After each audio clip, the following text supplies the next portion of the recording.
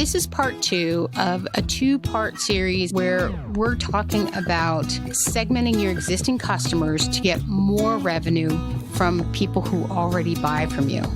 If you haven't listened to part 1, go back and listen. I strongly recommend that. I'm building off of all the things I talked about in part 1. And in part 1, I talked about the different types of segmentation you can do with your existing audience and how you can profit from those segmentations. I shared a really great example of how growth occurs with existing customers and also an example of how you could actually lose money by not talking to your existing customers and you're actually throwing them into the arms of your competitors, which you absolutely don't want to do. If you did listen and you want to sell more to your existing customers, you have to decide what your goals and your objectives are going to be before you put together your strategy. And then from your strategy comes your campaigns and your tactics. And that's what we're going to talk about today is which segmentation strategy you should use and then what campaigns and tactics are going to work beautifully with those. Welcome to Marketing Strategies with Audrey Kirchner, sponsored by Inkyma, taking your small business to the next level with proven creative solutions designed to grow your awareness and connect to your customers. Now, here's Audrey.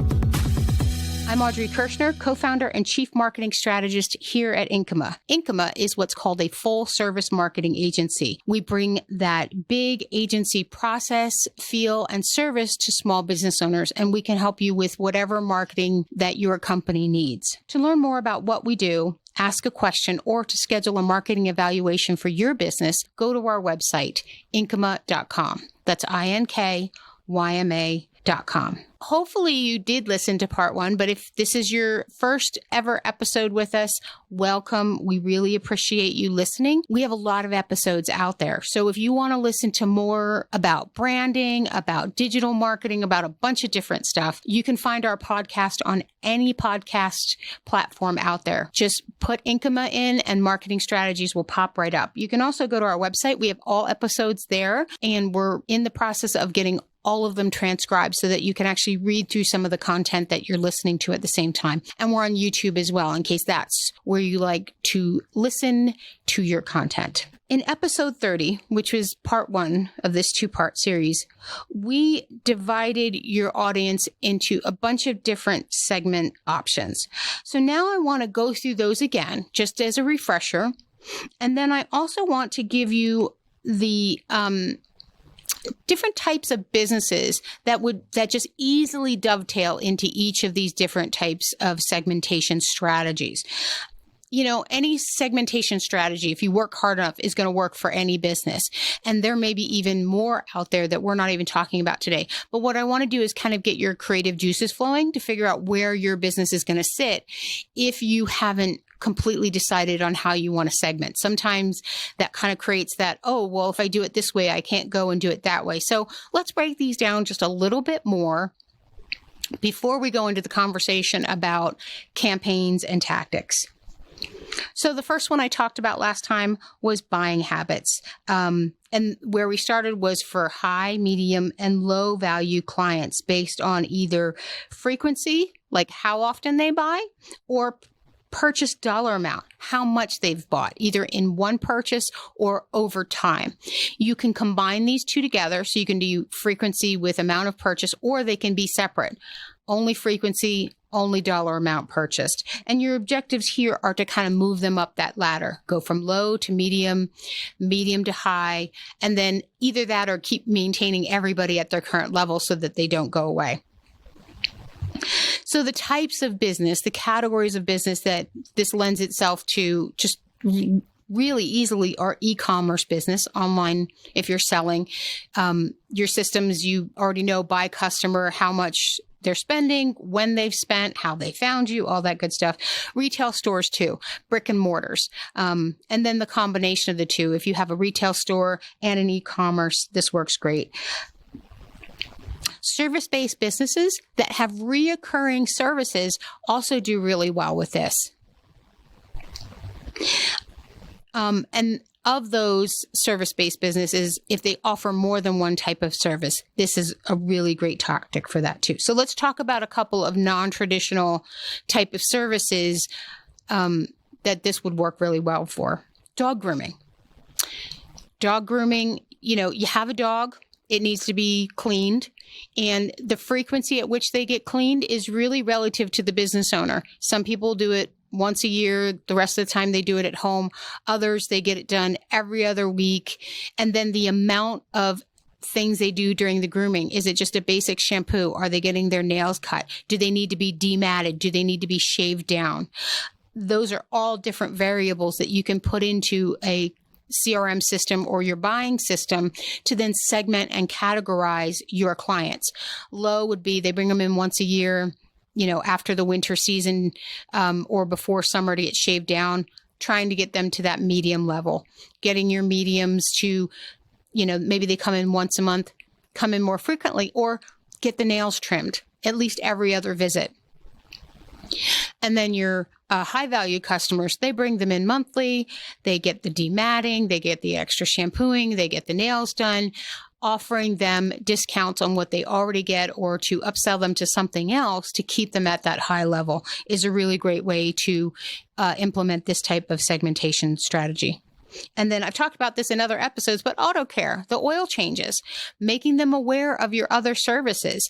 Most places don't just do oil changes. They do tire rotation. They do fall, winter checkup, topping off fluid levels. And again, high, medium, low. How frequently are they coming in for their oil changes? Are they coming in when they're supposed to? Trying to get everybody to come in on a schedule for spring, midsummer, and fall so that they all climb up that ladder. Those are really two great areas that probably don't get enough of attention when it comes to buying habits of your existing clients. The second type of buying habit that I talked about was making the buckets a little bit easier to put people in if you're not ready to segment on frequency and purchases over time. Maybe you don't have enough data for something like that. You're a newer business or you haven't been collecting the data and you started now, but you need a different place to jump off from. This is where a first-time customer, recent customer segmentation, repeat customer, a lapsed customer, or someone who buys something specific from you becomes a different category so you can sell them something different. Those are a lot easier to categorize. You can just look at them and know. And so an example of a business here, same as the first one, but like with the auto care company, you can sell a package for reoccurring services like oil changes to first-time customers. You can say, hey, thanks for being a first-time customer. Did you know that we offered this great package for you to get your oil changes done on a frequent basis, and we throw in free this and free that because you're a member of our oil change club? However you want to put it together and name it, but letting them know right away will get them to onboard a lot faster. Don't let them figure it out, 2 or 3 oil changes later when you could have gotten them in sooner. Now let's move on to geographical events. As a reminder, geographical events I've categorized as trade shows, having a booth at any given event, weather-related events in a town or a city. So like spring storm season and hurricane season, anything where there's flooding, other types of seasonal campaigns, but that are hyper-local to a specific region. So maybe you have a fair or an event that's huge for your region. I talked about Pioneer Days. I talked about the Shad Festival. Another one I'm going to throw in there for my Chincoteague Islander friends is pony penning. So if you don't want to know what any of those are, go look them up. They're a whole lot of fun, but they are hyper local to an area and not necessarily a national event like Christmas or New Year or Labor Day. Now, the types of companies that benefit from being aware of and marketing for these are all your trade guys, right? Your general contractors, your electricians, your plumbers, your disaster recovery folks, anybody in the trades, event-based companies like venues, photographers, caterers, hairstylists, and insurance agents. They can all capitalize from this. So I'm going to give you a couple of examples in here. Let's talk about a hairstylist, right? They have repeat customers. People find a stylist and they love them and they go back to them when they need them, but you can still get more revenue from them just from generating more awareness. Let's talk about prom season. So you can segment your audience by a specific age range and maybe even their zip code, right? Because if you service a large area, there might be 2 or 3 high schools in your area. Then then you can send out an email or a postcard that's saying, hey, prom season's coming. We have this great package for your hair, your makeup, and your nails. Schedule your appointment now. Otherwise, we're going to be completely booked if you wait too long. So that's a great campaign. Another one is a photographer. Some photographers are very savvy and they understand the lifetime value of a client, especially if they do all sorts of photography. They can get a couple at their engagement pictures. Then they can do the wedding picture, right? And that's a package, but then they can also come back to them and sell up to them like when they have their first child, the newborn pictures, the first birthday pictures, the family photos year after year. So the lifetime value to a photographer constantly creating awareness with a single couple is like 17 to 20 years or more, depending on how many kids they have. And so that's why they should constantly be letting folks know, hey, we have this, and do reminders. It's your annual family photo reminder. Let's book a date now and a location for you to do your fall pictures. Constantly put that out there and remind them. And then the last segmentation is the email activity, interacting with your newsletter, your sales funnel, a one-time event reminder.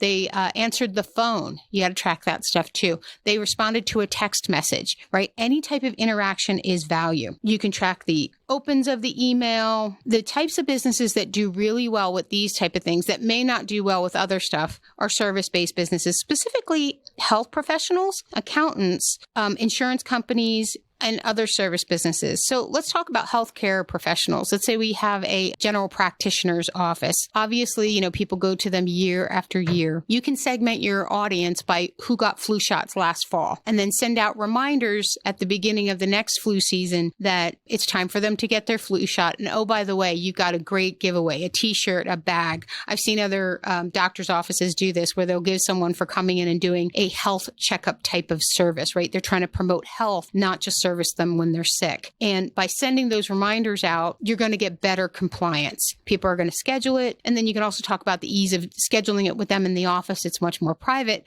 versus going to the local pharmacy where maybe you're sitting in a waiting area where people are going back and forth.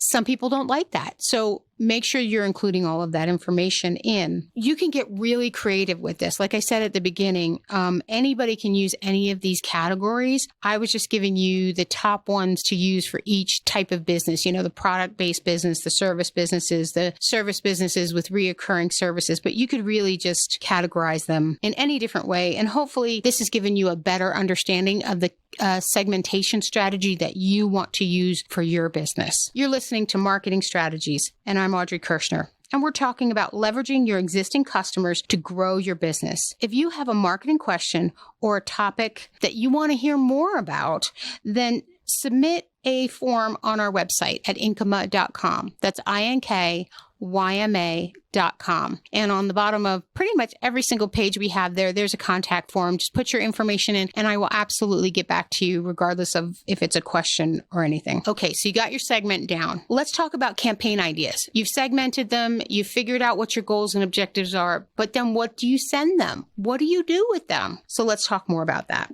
I'm going to focus on email marketing. There's a ton of different things that you can do. You can do calling campaigns. I don't recommend that. Everybody is so tired of getting robocalls. They're even skeptical about when someone that they do business with frequently calls them. They're afraid that, that it's not them or it's not legitimate. Texting campaigns. You could do social campaigns. You could do digital ads.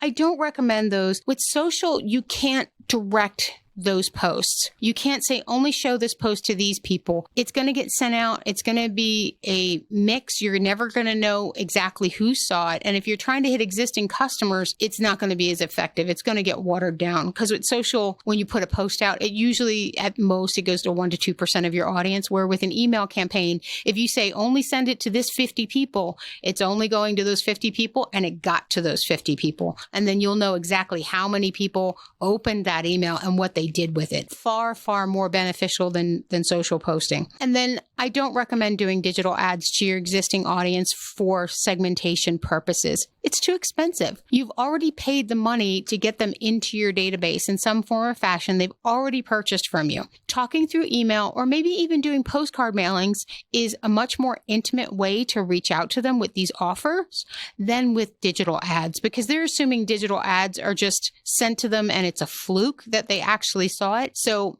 don't waste your money And now we're just going to talk about how you execute these campaigns from an email perspective. Back to buying habits. If you remember, high, medium, and low value clients based on frequency or dollar amount purchased. And what you're trying to do is move them up the ladder from low to medium to high and getting the folks that are high to stay there. So what we want to implement here, just as an example, is email automation. And we're going to do it based off of spend and frequency. And what you're going to send them is an email that's been automated based off of those trigger criterias that gives them a coupon for a similar service. So here's what that looks like. You have an example customer and they reach $300 in product spend, and that designates them as a medium value customer. And so for your medium value customers, you're saying, okay, I'm going to give them somewhere between $10 and $25 off if they make their next purchase over $100 or more. And that's what you put in the email. We're so grateful that you're a customer. We know you've been spending X, Y, and Z on these things. Here is a $25 coupon off of your next order of $100 or more. Please use this within the next month or so. Now, the ones that do take advantage of that, depending on your categorization, but in this example, we're going to assume that that $100 or more automatically pops them up into high value. So you're seeing movement through your segmentation right away with just one email campaign. And you can decide to do reminders to that. Hey, we sent you this special offer. It's about to expire. We don't want you to miss it. Use it today. And you can send that 2 weeks, 3 weeks after the initial, only to those that didn't open the first one or didn't click through on the first one. You can get highly targeted on your segmentation. And you can send it up to 3 times, depending on how aggressive you want to be with your audience. And then as more people click on it, only a very small segment get that very, very last reminder email. Now let's talk about the second category of buying habits, which is the first-time customer, the recent customer, repeat customer, lapsed customer. So for first-time customers, you send a welcome email. Welcome to our business's family, and give them a coupon that's pretty significant off of their second order. What that does is it moves them from first time to repeat very quickly. And you can showcase an item here that's similar to what they bought, which is also creating awareness for you of your other product and services. And you can do a similar type of campaign to customers who have lapsed. We're missing you. We'd love to see you again. We know that the last thing you purchased from us was X. Why not consider Y and Z? Because again, they may not know that you have that. So let's use our cleaning company from episode 1 as an example. Their first time purchase was buying the package for cleaning before and after party. And they were so happy. You send a follow-up email. Welcome to our cleaning company family. We're so glad that you liked our services. Here's a coupon off of our monthly cleaning services. We also do bi-monthly or weekly in case you need something a little more than just monthly. Reach out, schedule a call with us. We already know what your home is like, so we can give you a very quick estimate right on the spot. Now let's move on and talk about geographical events. Those are the trade shows, the booth events, the weather-related events, and then any hyper-local type of event or seasonal campaign. So these are a little bit different. You have to prep them ahead of time, create a template, because they're going to trigger off of an event. If you know when that event occurs, great. You can put that date in the system and it'll just go out automatically, and you can put it in there 2 to 3 months in advance. But what about for these weather-related events? No one knows when a hurricane's coming, a flood is coming, fire. That's why having it prepped ahead of time is so important, because when you know the event is happening or scheduled to happen, you're ready to go. You pick your zip code, the customers are in that area, and boom, it goes out immediately at that given time. So let's talk about an example. Very recent to this recording, Tropical Storm Ida devastated the East Coast with flooding. And so a disaster restoration company has a hurricane flood-related email template all ready to go. It happened. You hear about it in the news about how devastating it is. And then based off of the zip codes that they service, which would have been a lot depending on any of the states that you were in, New Jersey, Pennsylvania, New York, you send it out and say, listen, we'd love to come out and give you a free evaluation for water damage and mold remediation. Flooding, everybody thinks, oh, water, we got to get it out. We've got to get our stuff replaced. They always forget about mold, which is what creeps up months and months later if the remediation is not done properly. So they're being proactive in talking about, yeah, we're going to take care of the water, but we're also going to make sure you don't get mold. And then here in the springs, the perfect type of campaign for that would be with roofers. Whenever there's a hailstorm, getting to your customers before the door knockers get to them is always a best practice, because they may forget that you put their roof on 5 years ago, or that you did their gutters 3 years ago, because they're in the middle of a crisis because their whole property is damaged, their cars, they're dealing with a lot of different stuff. So wouldn't it be great if they got an email from you guys saying, hey, we did it 5 years ago. We have all the original pictures. Let us come out and see if your roof is still okay. And then on to the last segment, which is the activity based off of email or calls, how they're interacting with newsletters, sales funnels. Are they opening? What are they clicking on? So let's say in this example, a current customer opens 3 or more emails in 2 months. You can put them into a sales funnel for a specific add-on service for awareness, and then give them a complimentary offer to go with that. So let's talk about our accountant again, which we talked about quite a bit in the first part of this 2-part series. An accountant, they send a newsletter 2 times per month. They're educating, they're providing tips and notifications on when things need to be done for taxes. And so now what they want to do is they want to promote their ongoing quarterly tax planning services to those customers who have opened at least 2 emails over 2 months, right? Because those are engaged clients. They're enjoying the content. If they weren't opening it and clicking on stuff, they wouldn't be enjoying it. They would stop doing it. And so you send them an email saying,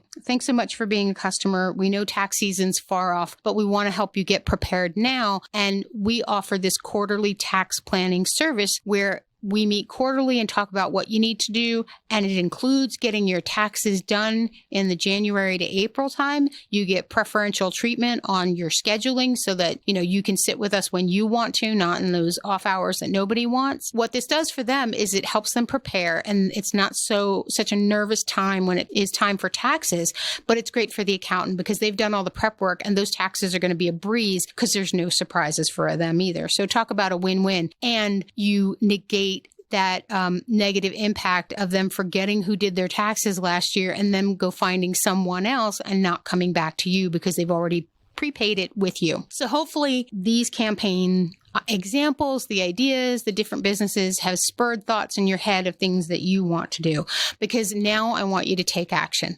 All this information is great and wonderful, but if you don't do anything with it, then you've just wasted the last 30 minutes of your day. First thing I want you to do is, if you didn't go listen to it, go listen to part 1 of the series. Decide on your strategy. Make sure you have goals and objectives clearly outlined for what you want to do. Start with 1. This stuff is, if you've listened to both of the episodes, we're talking detailed, complicated, if then what type of things. So keep it simple. If you don't have all the data, start with first-time buyers, right? Simple campaign for them. Get your feet wet, get things rolling. Decide on your platform. You probably already have a CRM system, or maybe you have an email system or as well. Make sure not only can they do these things, can they automate them? Automate as much as possible, where you get it to the point where if an event happens, like the storm event we talked about, all you're doing is literally hitting a button saying, today is the day we start the hailstorm campaign, right? Everything else is done ahead of time, or any of the triggers that follow it. It's going to make your life much, much simpler. Most of the systems out there today can do some form or fashion of that. If yours doesn't, then I would suggest looking at different systems. I know for a fact, because we are a MailChimp certified partner, that everything I've talked about over these last 2 episodes, MailChimp can absolutely do. It's already built into their platform, and it's easy to execute. Just realize that if you do decide to switch, there's always a learning curve with that. So it's going to take time. While all the systems do it, they all do it a little bit differently. So just keep that in mind. And then the last thing is make sure you're collecting the right information to achieve your goals and objectives with the campaigns. So if you want to do something that's highly personalized, saying you bought this, so we think you would like that, make sure you're collecting the information and associating it to that customer's profile of what they purchased, of when they purchased it. If you have everything all in one system, if your newsletters go out, then the clicks will be tracked within that exact same system, so that data is there. You can only do as much as the data that you have allows. So when you create your goals, objectives, and campaigns, then go back and say, okay, what data do I need? And make sure that you have it and that it's sitting in your CRM system so that everything goes off without a hitch. So here are my final thoughts on this subject. I'm hoping that you're seeing the potential, spending more time on talking to your existing customers. One, so that you can sell them more, and two, so that you don't lose them to someone else because they forgot who you were. But you do still need to focus on acquiring new customers. No business grows the way they want to without acquiring new customers every single year. So balance is the key. Siphon off some of your existing marketing spend to allocate towards marketing to existing customers. Now, this is a lot, right? If you don't have time to do this, you're a really busy business, or maybe you're looking at this going, I want to do it, but I don't want to do it. Consider hiring an agency. A good agency is going to sit down with you, figure out what your goals and objectives are. They're going to help you create the strategy. They're going to segment your audience, and then they're going to create the campaigns for each segmentation and execute those on your behalf whenever you tell them to. So if it's something that's ongoing, they'll monitor it. And if it's something that's event-based, all you have to do is say, hey, this event happened, send that out, and boom, it happens. So consider that. Don't give up on putting together something a little more intricate like this because you don't want to do it yourself. That's the time when you need to hire a marketing agency. Here at Inkyma, we like to give back to the business community. I provide a free 45-minute consultation to any business owner, regardless if you want to talk about your website, digital ads, or a marketing strategy campaign or segmentation strategy. Just go to our website, Inkyma.com. That's INKYMA.com. And in the upper right-hand corner, click on the button that says schedule a marketing evaluation. Pick your date and time, and you're actually on the calendar already. If you just have a question, scroll down to the footer or the bottom of the page. On pretty much any page, there's a contact form. Put in your name, fill everything out, and we will get back to you. I hope you found this and part one extremely helpful. If you think it would help other business owners that you know, please share. This podcast was designed to help all businesses grow, regardless of what phase of business they're in, what size they are, and we want to make sure that the whole entire community is growing and thriving. Thanks so much for listening, and have an amazing day. Thanks for listening to Marketing Strategies, sponsored by Inkyma. Online at inkyma.com. Listen to Marketing Strategies every Saturday at 7:30 on KPPF.